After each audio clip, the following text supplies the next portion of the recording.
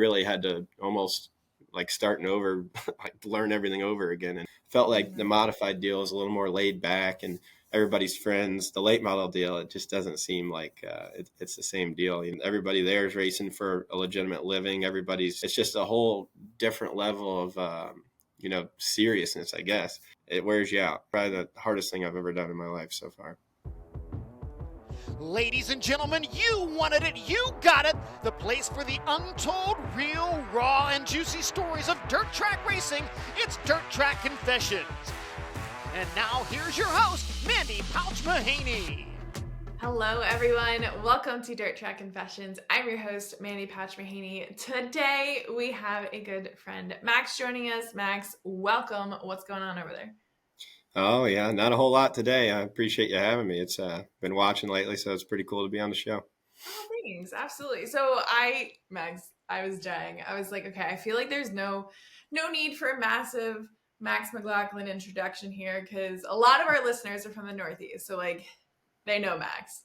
But in my head, I'm going back to like, okay, I'm sure, at least this is what my memory recollects here. Max is like that spunky little teenager that rolls into the Super Dirt Car series. I don't know how many years ago it was. You had like that no shits given attitude. You were there for a good time, man. You're always there for a good time. You'd rip the high side. You might take down a couple fences, couple walls. Yeah, I'm still doing that. Still doing it?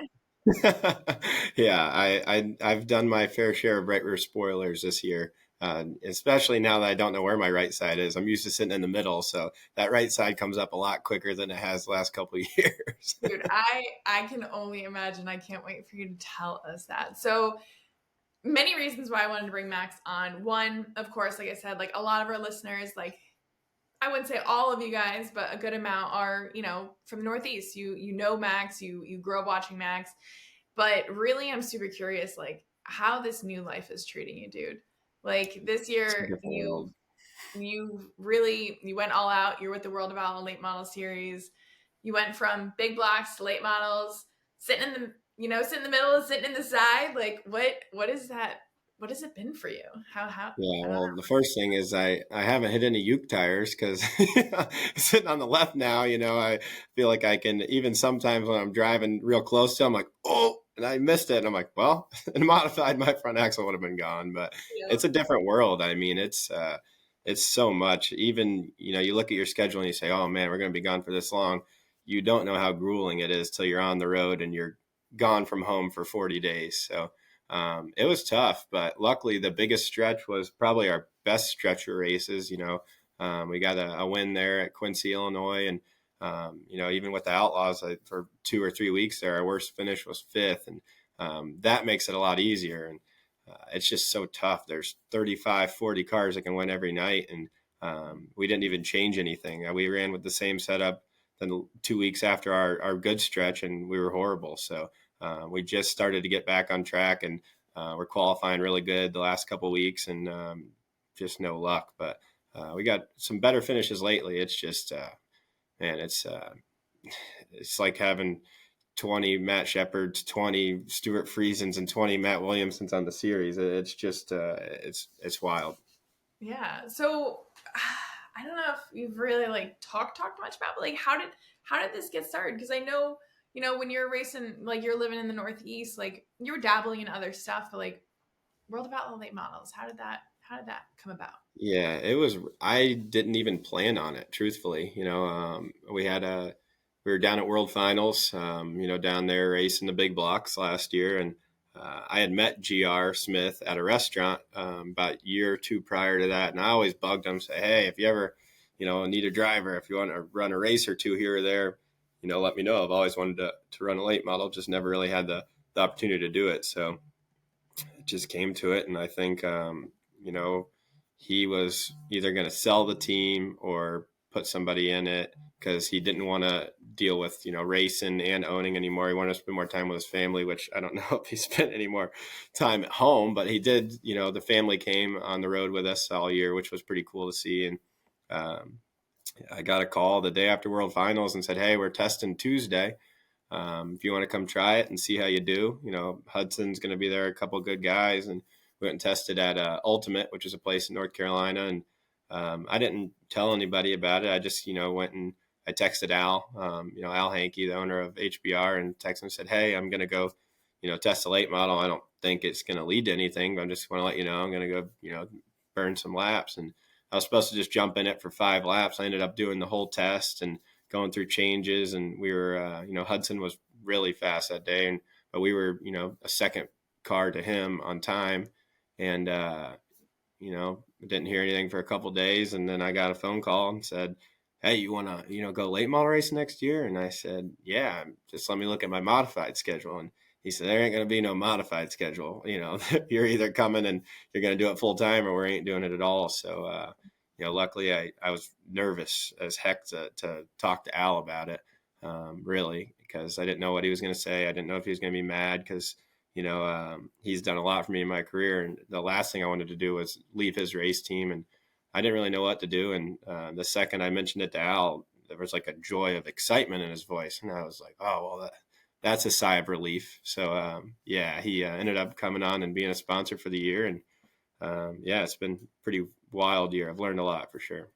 That's amazing. Allison, it's good to have good people in your corner, dude. And I Yeah. love that. I love that you weren't like pesty about it, but like, hey, if you ever need a driver, right? Like you Yeah. can't, it doesn't hurt to just Yeah. toss it out there. Like I'm available. And Yeah. look at you now. So okay, I remember earlier this year you mentioned like having to sell your truck to do all these things and such to be able to really pick up your life and live on the road. So you sold your truck, you got the RV, you're living on the road. Like what is that like? Well, I kind of, have an opportunity. Obviously, I don't know where it's going to lead. I hope that I can stay in late models for a long time. But start of the year, I just said, you know what, I'm going all in. Dad and I, we actually split a motorhome. I sold my diesel truck, sold my t-shirt trailer to buy a motorhome to be able to travel full time with my dad. And because he's a huge part of my success. And just being there on the road, we couldn't do it without him. He's a heck of a fabricator and probably the hardest working guy in our team at 67 years old. So, having him be able to travel with me is huge. And I actually just that's what I was doing today. I was registering a truck. I just got a truck again. So, Yay. yeah, I actually bought Ryan Cratchen's old truck off him. So, There you yeah, go. small world, but it was cool. I got enough out of my truck and trailer to go halves on a motorhome with Dad, and it's been cool. I mean, not only am living my dream of what I wanted to race, but being able to spend that much time with my old man has been pretty cool. And regardless of how the season went, that's probably something I'll never forget with my dad either. That it's funny because I was gonna ask, like, your dad, it seemed like he always was where you are, and I love that, that relationship that you two had together. So he's still kind of like your right hand Oh yeah. man. He's still with I think he missed a few races there. I don't remember what he had going on, but he was there for the World of Outlaw win and the Summer Nationals win. So I think he just got there the day of the Summer Nationals win too. So that was Yeah. pretty cool to have him there for that. Bro, speaking of, like, you already got the win in. Like, Yeah, that they say the first one's the hardest, but the second one ain't come yet. So yeah, I don't know. I'm still waiting on the second one. I guess there's been a couple nights. We ran third at a track in North Dakota, and I had a couple shots at the lead in lap traffic, and caution came out. Caution came out, and the last green white checkered, I was under Moran, and just had a couple shots. I felt like we had a winning car that night, and didn't, weren't able to do it. And there was a couple other tracks. We just qualified on the pole at a place up here in where were we, Illinois, and then we break an axle before we go out for the heat race. Didn't even get to make the heat race. So it's like, come on, we just haven't had any luck. Put hard tires on Saturday night, drop back, coming back to the field really good at the end, and broke a brake bracket. So I lose brakes. So it's like, when is it going to end? But it's just cool to be able to line up against those guys. At the beginning of the year, I was like, I don't know if I can be a late model driver. Like, this is the hardest thing I've ever done. Volusia was a nightmare. We tried to go test 5 times before, and every test got rained out. So my first laps were green flag, and that was probably the worst thing we could have done. But that killed my confidence for a while, but we tested after, had some good runs, and then the Talladega win definitely boosted that for sure. I mean, what win doesn't boost your Yeah, boost your exactly. confidence? Yeah, Oh a god. local Saturday night win boost your confidence. Yeah, you know how it is for sure. Any win, dude. Any win. So I am super curious. It can be Max. You can talk car like the car ratio difference here, or like the series. Like, you follow the Super Dirt Car series with big block modifieds. Now you're following the World of Outlaw series with the late models. Like, what do you feel the difference is between them? Well, the cars are drastic. The series difference, I'd say the pace is crazy. The World of Outlaws, they get the shows done so fast. If you have a problem, you're screwed. Like that, we have a backup car unstrapped in the trailer, ready to go every race because, like, we had a problem in a drive line earlier this year, and we couldn't even. It was probably a 8-minute change, and we literally had no time to do it because they click along so fast. The pace of the races is insane. We can run a whole show in like 2 hours, 2.5 hours. That's probably the biggest thing I've had to get used to is that's why, you see the preparation of these teams, and they all have these, massive SNS or 5150, whatever they are, trailers, and just seeing the parts. We're on the road for 40 days. So we have, stacks of A-frames, stacks of lowers, uppers, shocks. Just basically you could build 3 cars on the road if you had to. But the organization, it just has to be so over the top because, dirt series race, you got 3 other classes there, after your practice. And it seems like it seems fast until you go do this. And then you're like, oh my gosh, it's through the roof. And, a lot of the stuff's the same. Even the format, A, B, everything's kind of, pretty similar. But that's probably the biggest thing is the pace is unbelievable. And they don't count caution laps. So our 50 lappers seem like 200 lappers because I mean it's long and it's aggressive, and I've never been more tired getting out of a race car than getting out of that thing. I mean, it's when the track's giddy up and go, you are worn out for sure. Oh my god. So you still, I'm pretty sure you've jumped in the modified a few times this year, haven't you? Just once, yeah. Just once. Lead Okay. So sport, like yeah. that No, one. I ran Port Royal in Norm's car too. I forgot about that. Thank you. I thought so. I was like, I Mhm. remember seeing it elsewhere. Okay, so like you jumped in 2 weekends, right? So Yeah. I always remember people like asking my dad like the difference when you jump from a modified to a sprint car because he was doing it like every weekend. But for you, you're not in the modified all the time. And you said Yeah. like the difference between the cars. What did that feel like?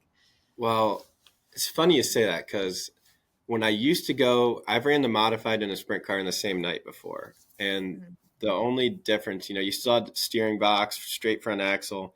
There's similarities between those two, I felt like.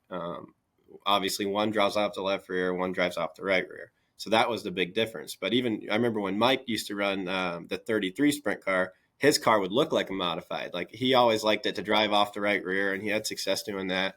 So you could kind of manipulate the two to drive similar. The late model, I got into it at Weed Sport, and I was like 30th in practice. I mean, horrible. And I just had to sit down, and before qualifying, I said, okay, now I feel it again. I mean, the steering, because we went from, the late model, the rack and pinion, it's just so much more wheel movement. Like you can start with your hands here in the late model, and by the time you're on the track, you're here because the droop and it's just wild. And I got in the modified, and I was like, all right, slow down, just think about what the differences are, and they're drastic. I mean, it's nuts. So I think as long as you really just sit down and think before you get in and say, all right, this is what I have to do, hands here, feet movement, the modifieds, the brake and gas deal is a lot different than the late models. And that's why I think, when I jumped in the sprint car, I didn't struggle quite as bad. It wasn't easy, but when I got in the late model, it was like throwing me in the ocean. Like I didn't know what to do. And the air, I remember at Volusia this year, I was having my first really good run, and I had never done a restart before. And that's probably the most, aero disciplined track that we go to other than Eldora. And I just got to Hudson O'Neill, about to pass him on the outside. Caution came out, and I was in 6th at this point, and I'm like, or 7th. You line up 6th with the Delaware deal they do, And I was like, all right, well, I'm going to go there. I can probably get one or two of them on the start. And I had never done it with the aero. I didn't know how to restart, so I just did it like my modified. I was 12th by the time I got into turn one because it takes all the air off your nose. I went straight, and they're splitting me 3 wide. I'm like, all right, well, that I don't even know what to do. The next restart restarted 10th, then went back to 14th. So I got out of the car and went to Nick Hoffman, and I'm like, hey, man, like, what are you guys doing on restarts? Because I obviously am not doing it. So it's just so much difference. And I really had to almost like starting over racing a go-kart again. I had to like learn everything over again, and it was a pretty wild experience. I was gonna say something like that when you get your butt kicked. Pretty much, it's like, okay, what am I doing wrong? Like, I would imagine, like, not that you're going to like one person, but you have enough people to like bounce ideas off of that they're willing. Like you get the modifieds, you like. I don't want to just like segregate modifieds here, right? But like there are certain teams you're like, okay, they're probably not going to help me, right? Like Yeah. you went to Nick and you're like, dude, what am I doing? Yeah. And GR, came from modifieds and went to late model. So he's, been a big help. But then like, I feel like, I don't know, it's always easier to ask somebody that's racing the same day because they know what the track conditions are and be like, hey, man, if I'm not doing something right, like, where are you lifting? Where are you using the brake? Are you not lifting all the way? And, letting off the bars. It seems like if you get out of the gas quick, these things fall in the left rear, and that's a huge no. But I will say, like, I don't know if it's just me not knowing anyone or just a little bit of the intimidation at the beginning of the year, but the modified stuff, like, I felt like everybody, you could kind of go anywhere and just, walk around in somebody's trailer and say, hey, man, how's it going, Mike? How you been? Good. The late model deal, it's like closed doors, like you just don't do it. Yeah, you just don't. So I was in Nick's wedding. We've been friends for a very long time. So I, walk in his trailer, he walks in mine. But other than him and Bobby Pierce, those are my two go-to guys. Other than that, like, I don't know, it's just different, Felt like the modified deal is a little more laid back and everybody's friends. The late model deal, it just doesn't seem like it's the same deal. Everybody's just, which I get it, everybody there is racing for a legitimate living. Everybody's, it's just a whole different level of, seriousness, I guess.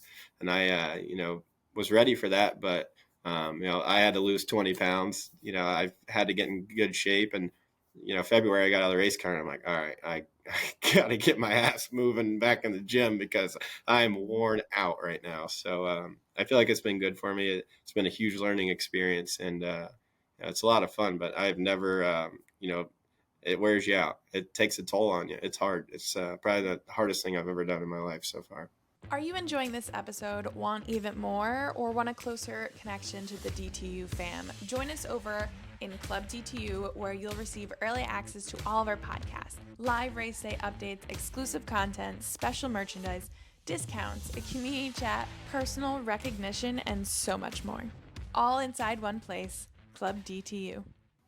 Dude, that's such a great, I don't know if it's a great analogy, but in my head it's a great analogy, Max, of, the big fish in a small pond, and now you're going to the big ass pond and you're that tiny little fish, and it's like, all right, here's your wake up call. You need to step it up, right? Yeah. And no doubt. At the beginning of the year, like GR would yell at me. They're like, the late model deal, the modified guys, we race side by side, never touch. Everybody races really clean. And I was trying to drive everybody like I was in my modified and boom, slide job. If you're not aggressive, you have to attack every lap. Where the modified deal, I feel like you save a little bit, be there at the end. These guys are 100% every lap. I was getting ran over left and right. And then I got to a point where I was probably trying to catch up, being too aggressive, not making friends. And now you got to find your happy medium because you got to attack it every lap. But the racing I don't know, you try to race with respect and you're still racing with respect. But at the same time, moves that we make that are clean moves would not be clean moves in modified racing. Like, we'll get out and say, hey, man, that was a badass race. We only hit 5 times. We threw 5 what I would call dirty sliders, but they're not dirty sliders in late model racing. It's the only way you can pass. So you have to be, if you have a better car, you make an aggressive move and you expect it back. Where in modified racing, it would probably be an issue. And that's the one thing that GR yelled at me a lot. He's like, dude, you gotta go. You can't ride. Like in the modified stuff, you'd wait till they made a mistake, capitalize. There's no doing that. You know, they're on the cushion. You have to throw a bomb. If you're on the bottom, you have to take their air away. It's all air racing. So that was probably the biggest thing that I had to learn, was just how to manipulate the air. And it's not like clearing a guy. It's how you, if he's there, you take his air away. If you take his nose air away, that's how it is. And if they get to you on the outside and take your right rear quarter panel away from you, you dead spin out loose. So it's just a completely different concept of racing. How dare you take someone's air, dude? That's Mm-hmm. just Steal it. Yeah, it's crazy. I feel like we need to do like a 101 on late model racing, because I don't know if a lot of fans understand that. That's a It's whole nother wild. It is whole nother crazy. level. Yeah. Wow. Okay. Yeah. Even like So, a couple of weeks ago at Cedar Lake, I followed Gustin, or I think Brian Shirley, and running second, followed him into the corner, just trying to protect the bottom, and I'm up in the fence on the wall, because if you don't get your nose in clean air, you just push and you're gone, and then 3-4 guys are getting by you. So even if the preferred groove is the bottom, if you can't tuck your left front nose out, you might as well just go to the middle or go to the top, anywhere. It's just a big hunt for air. It's wild. yeah, so people that are watching, they're probably like, okay, what the hell is he doing? Yeah. Why is he going that way? Wow. Yeah. Okay. Yeah, So, it's wild. all right, super interesting. Okay, I'm curious though, Max. Like you said, you're on the road for like 40 days. I mean, I don't know. There is like no such thing as a normal week in the life we live. But like, what does a quote unquote normal week look like for you? Like in the thick of racing, let's say it's July. What do you do? Oh, we raced about every day in July. The only Okay. days we had off were rainouts. Yeah. I think there was 31, there was 34 days we were gone, with 31 or 32 scheduled races. I think we had 3 or 4 rainouts. So on the rainout days, you either go to a Walmart parking lot and you unload and you work on your stuff, or you find somebody's shop to go work on. So, a lot of the time, Bobby Pierce knows a lot of people, and he's cool enough we pretty much just followed him. We park together every race, and wherever Bobby goes, if he's got a sponsor with a shop, and I think it was Iowa or North Dakota or somewhere we were at, we went and worked at one of his sponsor shops, and rebuilt our deck panels, because I ripped a lot of those out, and that was huge. It's a grind, man. It's even, I got Tyler Murray and Darren Townsend from my modified crew working, and we wore them out pretty good. You can talk about it all day long and say, hey, it's a lot of work, but until you do it, oh my Lord, it is. It's a grind. It's a lifestyle for sure. I don't think it's for everybody. No, dude, I mean, I can say it to you, like, I complain about our schedule. I think listen, I am currently in the 50s as of right now, as far as races. What are you at? Do I want to know? I don't even know. I've got to be, I mean, at least probably 65, 70 at this point. And we didn't even barely race until June. Everything was rained out. So it was like February, we did like 8. We did maybe 1 or 2 in March. April and May were like 3 or 4 races. And then boom, June and July, we're running 40 times. So that was probably the hardest thing. It was so slow. There was no getting used to it. And then we were just thrown into all these races at one time. And as much as you can prepare for it, I wasn't prepared for it. So it was definitely grueling. Luckily, we were running pretty good, which kept everybody's spirits up. But that last week, we pretty much sucked. So it was nice to be able to come home for a few days and regroup. I get that. So prior to to recording, I mean, Max, we've like discussed all this stuff like months, years. It's been a long journey, but as most people know, being especially an athlete, it's really physically demanding. And you even touched on that, like how beat up and how tired and exhausted you are after the races. Like what would you say like you've been doing, or maybe just try to do? I don't know how you can work out in a Walmart parking lot. I'm sure there's ways, but like how have you What's that? Yeah, I said it's hard. How have you been staying in shape? I mean, you said like you've lost 20 pounds. That's amazing. Yeah, when I was home every day, I just I got like a weight rack and weights in my garage, ab roller, just little workout mats. Sheldon Creed, before he had his second kid, he had a little gym in his house, and he sold me everything for $200. So that's my new garage gym. And then Dale Jr. actually bought that Cars Tour, the Asphalt Late Model Series. So he bought my T-shirt trailer, and when we were going over it, Kelly Earnhardt had a sauna in her gym, and I said, "Hey, I'll take 1,000 off the trailer for the sauna if you want." So they're like, "All right, we haven't used it in years," so I threw that in my garage too, and that probably helped more than anything. I was just getting used to the heat, because a couple of times out in the Midwest there during the summer, July, it was hot, and like I told you earlier, we don't count caution laps, so a 50-lap race doesn't seem bad, but it's a lot, especially at a high-paced place where you're running the cushion every lap. And it's not like modified racing where, the cushion's a berm that's 3/4 up the track. I mean, we're on the fence flying, especially like Eldora. First couple laps, you just drive in straight and just hope that the right front responds, because if not, you're going to hit the wall pretty hard. But that was, I didn't really run the cushion much because I wasn't comfortable up there until we went to Eldora. And then I really started tearing spoilers off after that. I don't know if it was a good or bad thing, but as of lately, I've been a little better at it, but it was a change. I was pretty much a bottom feeder until we got to Eldora, and then I went to the opposite and went over the top and tore right sides off it. And now I feel like I'm getting a little more comfortable, but you just can't get enough practice. These guys are 100% every lap, and they don't make mistakes, which is, I've had winning speed a couple of times, probably should have 5 wins at this point, but the little mistakes, they get to you pretty good. I mean, it sounds to me like you're just hitting all angles and you're just figuring it out. You got it. Yeah, that's all it is. I mean, Jonathan Davenport ain't hitting the fence. Bobby, I didn't make the dream this year. I missed it by one spot. And I got to watch Bobby Pierce from outside of the track, and I got a whole different respect for that guy after that. I mean, he is definitely the best at running the fence. It's unbelievable. I sat outside of turn 3 and watched him for 100 laps run right again. There was a brown spot probably that big on the wall. He was there every lap and never touched a spoiler till 5 to go. And I mean, I can't do that right now. I would have it torn off at lap 30. So yeah.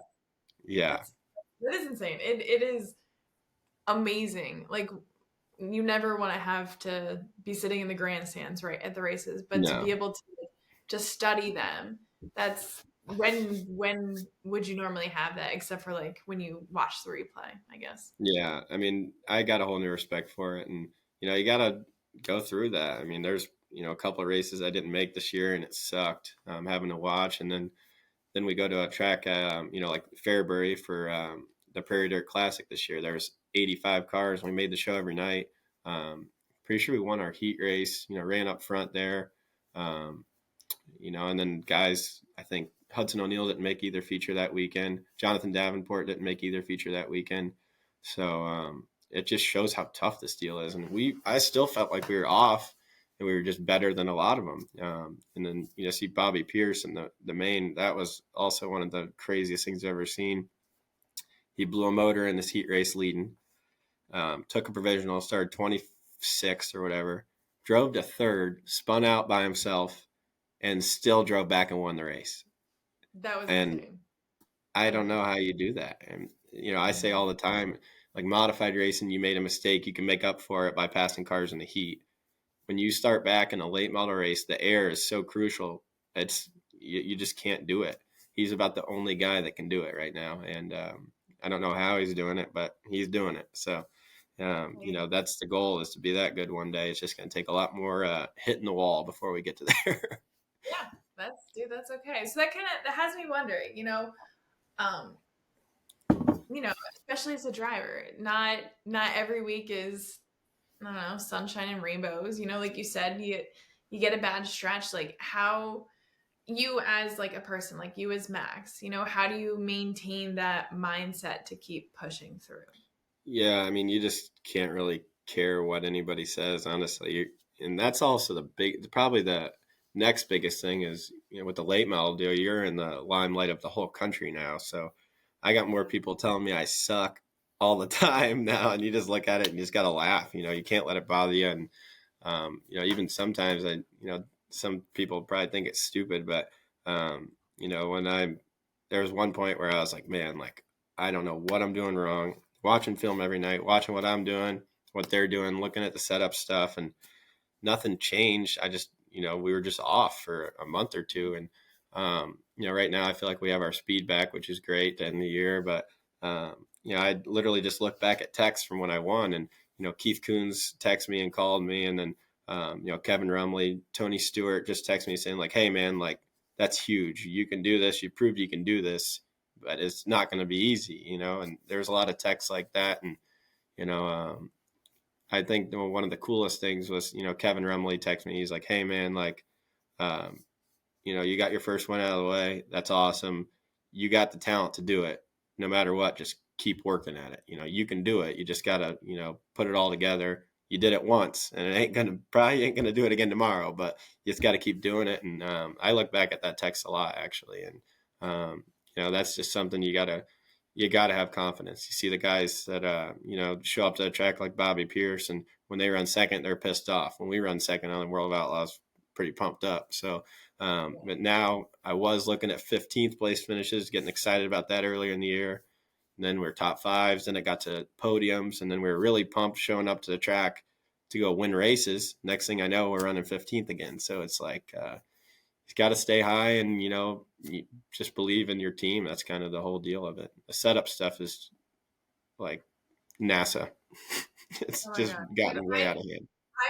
That's like, that was gonna be one of my next questions, because like I remember, okay, we talked at Port Royal. I remember you were talking to Mike, like just the technology end, how different it is from modifieds. It's disgusting. That's the only word I have for it. It's brutal. Most of the bigger teams, they have engineers and crew chiefs, and we're just starting along this year. GR put a program together from scratch, pretty much. At the beginning of the year, we didn't even have tools. He basically started the steel ground up. We had 2 engines. I think we're up to 4 or 5 now, and we have 4 cars in the shop. We had 1 to start the year, so it was a big building program, and you just have to have good people to help you. I've kind of leaned on, obviously GR and I, doing the setup stuff, but we only know so much for changes. When everybody starts kicking and learning a lot, you got to, have somebody to rely on. And I'd say that person for me has definitely probably been Kevin Rumley. Having him to be able to text and say, hey man, like, we're off. What do I do? And I've done that a lot recently, and it's definitely got our speed back. So I don't know how the average person would ever do it without somebody like that at this level, at least. I think that's why you only get, the bigger races. Eldora used to be a couple of 100 cars. Now it's 100 cars because there's, thousands of late models in the country, but there's just no way you show up and beat Jonathan Davenport with a local program. You just can't do it. And that's why I think the modified deal is so badass, truthfully, because you got your Chris Heil programs that are family deals, and, even y'all's deal. I mean, it's, Jim and Mike, I think do a lot of the setup stuff, if not all of it. And you guys are winning races.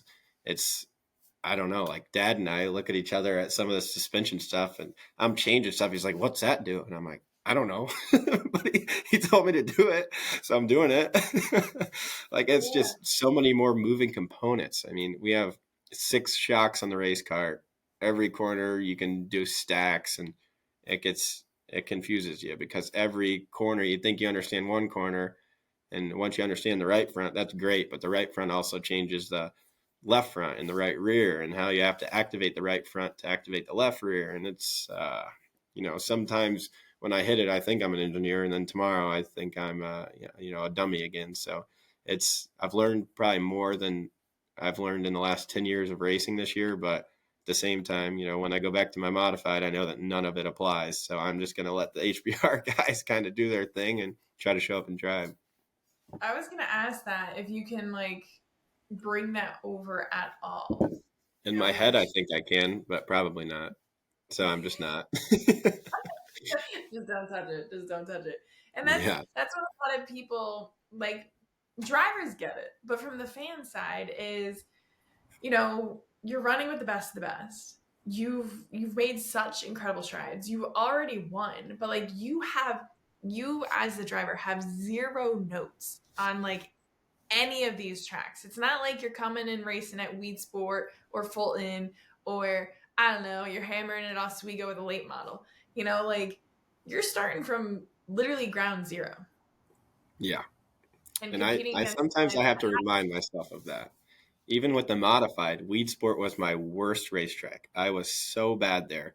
I think my best finish there the first 2 years was like 15th or 17th or something. And then we go there in I think it was 2018, first series race, and we almost win it. And after that, it felt like I couldn't do anything wrong at Weed Sport because it's such a technical track, and you go there a few times, you figure it out, and that's probably my best track now.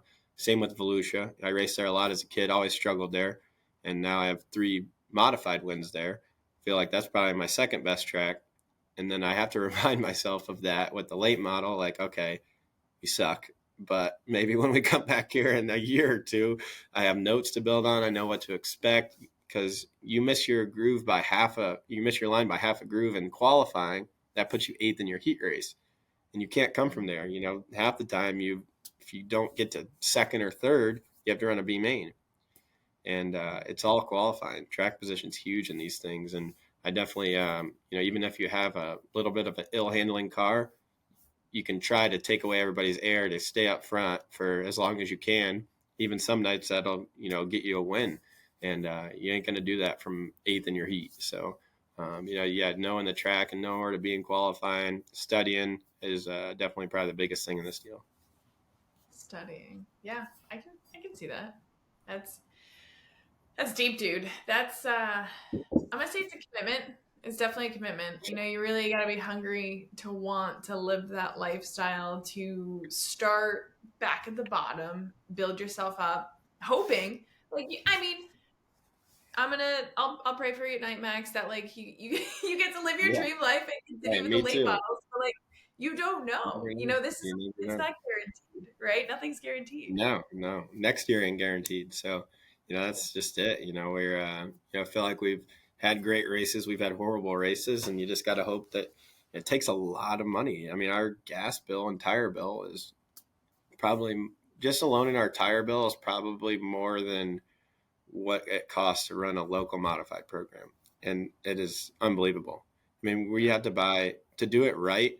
Like Nick Hoffman, for instance, I was watching him the other day, and he has so many tires in that trailer that both slide outs are full of tires.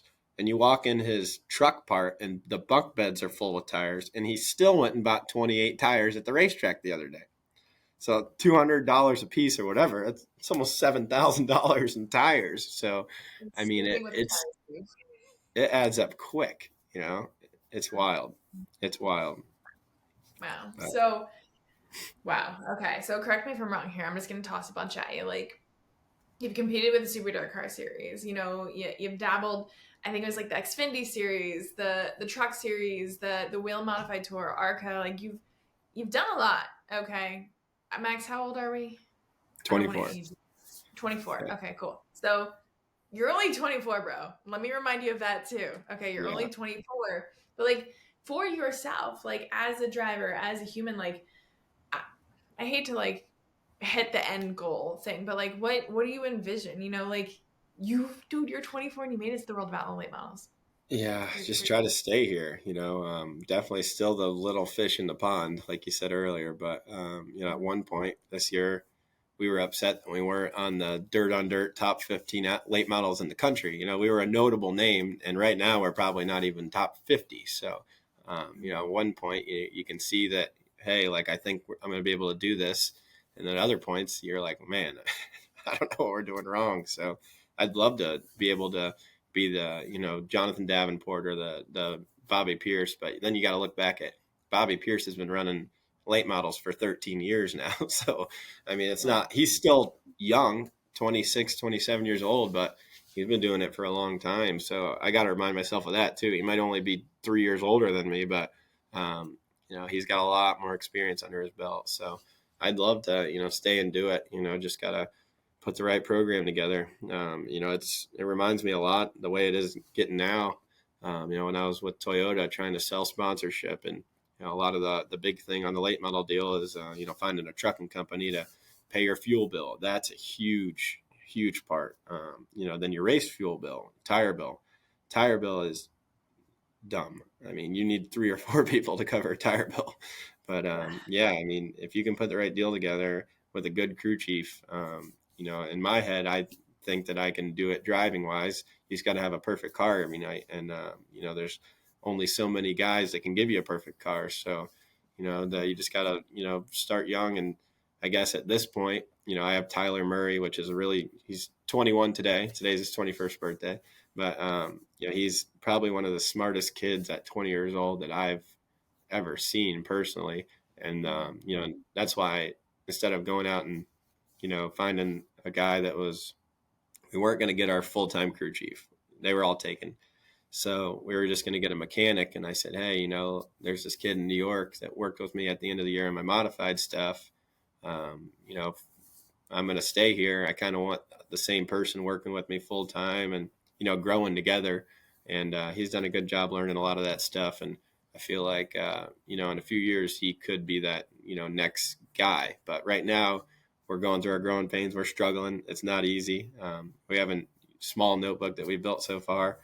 But, I think Tyler has that, I guess you call it the itch. He goes home, and if we have a problem, I hear him in his room looking up or on the phone saying, hey, why would this happen? Why would this happen? He wants it bad enough. So I think in a few years he could turn into that, high level crew chief guy. And then, we could start to click off like we were at the modified at the end of the year. So there's just so much that goes into it, money wise, engineer wise. It's just, it's a different world. It's a whole combination. Yes, Combination. Like you've seen it in the modifieds, you've got the certain teams that are always winning.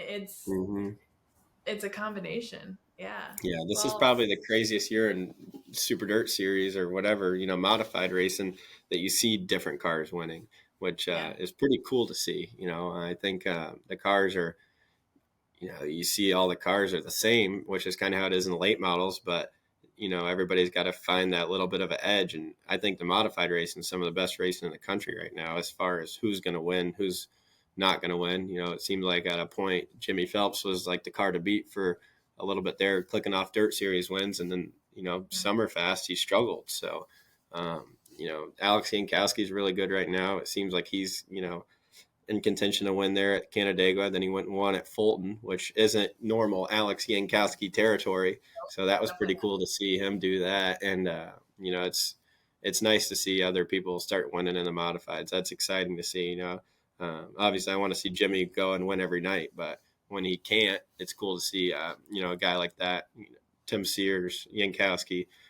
Tim Sears is close too. So I think he's going to be, one of the next guys that starts winning a lot. And, Mike's been real good this year. He's got a couple big wins out of his, under his belt already. And him, Jack Lehner, I think, modified racing's in a pretty good spot right now as far as drivers. So I think that's pretty cool to see. And, the late model racing, when you go to Eldora, Jonathan Davenport's the guy, or Bobby Pierce is the guy. It's every track's got its different guys at this level, it seems like.